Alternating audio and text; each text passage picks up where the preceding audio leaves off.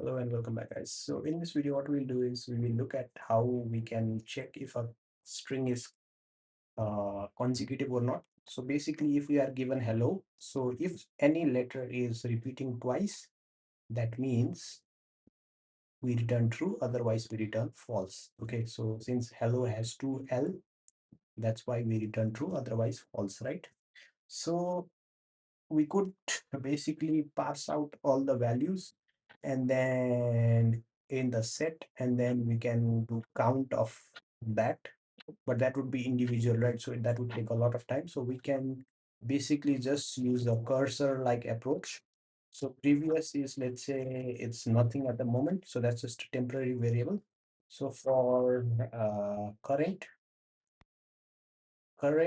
letter, we use in S, the string, we check if current in previous, we return what? True, return true, because that has occurred and we need to put the values inside, right, as well, right? So whatever is coming in.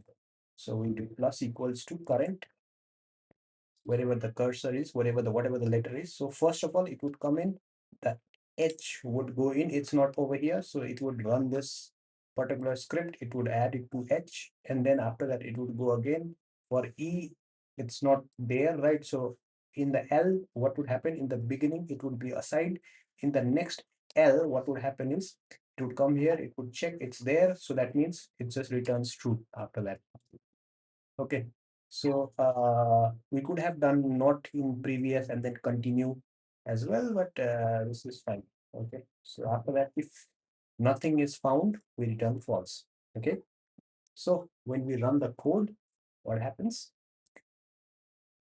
Every test case passes. So world is not thing, right? So all test case has been passed. Let's just submit this thing. Why is this not working? Okay, it's been submitted. Okay, let's check other solution as well. Let's see some smart solution. So that's just hours. What about this?